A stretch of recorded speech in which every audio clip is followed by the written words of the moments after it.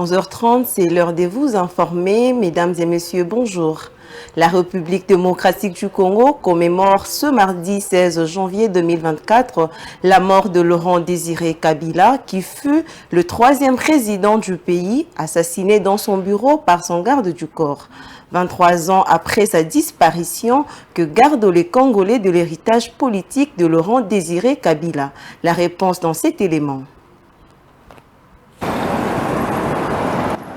À Kinshasa, Laurent Désiré Kabila est encore présent à travers plusieurs symboles qui le représentent. Dans les mémoires des Kinois, il est aussi présent et les habitants de la capitale congolaise gardent de lui des souvenirs d'un libérateur. Il est celui qui a sorti le pays de plusieurs années de dictature. Pour Gilbert Mokendi, Laurent Désiré Kabila a su capitaliser les efforts des opposants politiques à Mobutu pour les chasser du pouvoir. On était déjà fatigué de problème, il y a régime à Mobutu.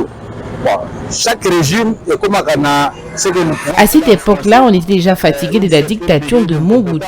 Chaque régime atteint ce qu'on appelle en français un certain degré d'incompétence. On a vu qu'on ne pouvait plus évoluer comme ça et Mobutu devait partir. C'est ainsi qu'avec le leadership d'Étienne Tshisekedi, la population était derrière lui parce qu'il voulait que le régime de Mobutu tombe. En réalité, il n'avait pas de problème personnel avec Mobutu, mais il était contre son régime. Il voulait que ce régime s'arrête pour instaurer un nouveau régime qui pouvait relever le pays. Et quand notre frère de père et de mère est arrivé, c'était une bonne chose. Mais malheureusement, il est arrivé avec des groupuscules qui n'avaient pas la même pensée que lui. On peut dire notre frère de père et de mère Tangwayaki, mais malheureusement il est venu. C'était une bonne idée, mais il est venu avec des groupuscules de gens où vraiment na pensée n'a été. Sinon, son idée était bien de faire partir Mobutu parce que tout le monde avait besoin que le régime n'ait été né pour instaurer un nouveau régime qui pourrait faire avancer le pays. Mais malheureusement, Belel Lutumba est né quelques années après la mort de Laurent Désiré Kabila. C'est à l'école et dès ses parents que cet étudiant en polytechnique a appris l'histoire de celui que les Congolais appellent soldat du peuple. Il est définissait comme une personne juste, cherchant premièrement les bonheurs de la République démocratique du Congo. Et c'est ce que mon avis personnel sur lui, bien qu'il n'a pas pu accomplir tout ce qu'il avait comme plan, mais dans l'ensemble, je trouve que c'était un visionnaire, un libérateur au même titre que Patrice Lumumba. Un homme qui aimait son pays, mais qui a été trahi par ceux qui avaient soutenu sa lutte au départ. À sa prise de pouvoir, Laurent Désiré Kabila a remis de l'ordre dans plusieurs domaines de la vie, notamment le transport. Actuellement, trouver un transport en commun à Kinshasa à des heures de pointe est un casse-tête. Annie Michi, trouvée au centre-ville faisant la queue depuis plusieurs heures pour prendre un bus, se souvient des années de celui qu'on appelait Mzee. La différence, c'est à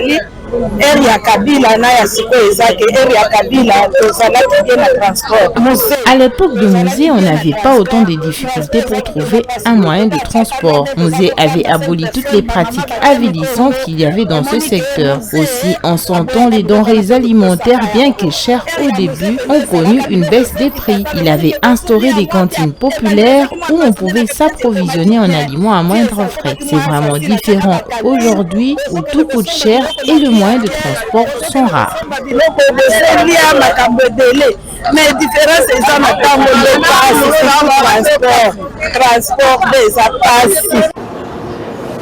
C'est le 16 janvier 2001 que Laurent Désiré Kabila a été tué de plusieurs balles tirées par son garde du corps du nom de Rachidi. C'est Joseph Kabila, alors général d'armée, qui lui avait succédé au pouvoir. Publication des résultats provisoires des élections législatives du 20 décembre le samedi 13 janvier par la CENI. Sur le 477 candidats élus, 412 sont des hommes et 65 autres sont les femmes. On note une faible représentativité de la femme avec 14% par rapport en 2018 où il y avait 23%. Ceci est un recul pour la parité. Pour les défenseurs des droits de la femme, les leaders politiques sont interpellés pour prendre des mesures concrètes afin de réaliser afin de remédier, allais-je dire, à cette inégalité. Suivez ces commentaires de Ranta Luyela. J'invite très respectueusement le président de la CENI à poursuivre et à présenter. Le nouvel hémicycle va connaître une baisse sensible par rapport aux dernières élections où les femmes avaient 23%. Sur les 477 élus, soit 100%, les hommes sont au nombre de 412, ce qui représente 86% des parlementaires. D'après la liste provisoire complète des députés élus, Kinshasa a beaucoup plus de femmes élues, suivies de la province du Haut-Katanga, Bazuele, Kasai, Ituri, Sankuru, Chouapa, Mongala et Nord-Ubangi. Alors que les élections étaient censées marquer de progrès vers une représentation plus équitable, les résultats de la CENI pour l'Assemblée nationale ont déçu des nombreux défenseurs de la parité. Malheureusement, le résultat de la Commission électorale nationale indépendante CENI révèle que la route vers la parité reste escarpée. Les raisons de cette régression sont multiples. Certains soulignent les obstacles structurels qui persistent dans le système électoral. D'autres, par contre, évoquent les stéréotypes de genre persistants qui influent sur la perception de femmes candidates. Cependant, les défenseurs de l'égalité de sexe appellent à des réformes immédiates pour garantir une représentation plus équitable au Parlement. Ils mettent en avant l'importance des mesures telles que des quotas de genre et des campagnes de sensibilisation accrues. À cela s'ajoutent des programmes visant à encourager la participation politique de femmes dès le plus jeune âge. Les leaders politiques sont également interpellés pour prendre des mesures concrètes afin de remédier à cette inégalité. Les partis politiques sont encouragés à présenter davantage des candidates, à soutenir activement leur campagne et créer un environnement inclusif au sein de leur rang. Ainsi, les citoyens et les acteurs politiques sont appelés à collaborer pour faire de l'égalité de sexe une réalité dans les institutions gouvernementales. Parlant santé, la chirurgie esthétique ou plastique est devenue monnaie courante en République démocratique du Congo. Plusieurs femmes sont quête de la stature parfaite et sont prêtes à tout pour améliorer leur silhouette. Mais cette pratique devenue fréquente chez les femmes est-elle sans danger? Tentative de réponse dans ces reportages de la rédaction. Abreuvés par des standards de beauté véhiculés par des influenceuses sur les réseaux sociaux, de jeunes femmes actuelles recourent à la chirurgie plastique que leurs aînés. Ces phénomènes venus d'ailleurs fait désormais parler de lui à Kinshasa. Le plus en vogue est celui appelé BBL, qui consiste à se faire tailler la silhouette afin de faire gonfler le fessier et la poitrine féminine dans l'objectif d'être plus attirante. Entre make-up, implant mammaire et BBL, toutes les méthodes sont bonnes pour gagner en beauté. Mais quand on entend par la chirurgie esthétique, appelée également chirurgie plastique, c'est une branche de la médecine qui se concentre sur la correction, la restauration ou l'amélioration de l'apparence physique. Mais cette chirurgie est-elle sans danger pour les corps humains? Le consultant médical Jean Dédieu Capessa, qui a fait son expertise en la matière, nous explique les avantages et inconvénients de la chirurgie plastique. Et les avantages aussi pour les opérations esthétiques, moi j'ai toujours conseillé. Le résultat de Madame Bijou, ce ne sera peut-être pas le résultat de Madame X. Raison pour laquelle, pour s'engager dans ce type d'opération, il faudra avoir des informations. Toutes les informations nécessaires, c'est très important.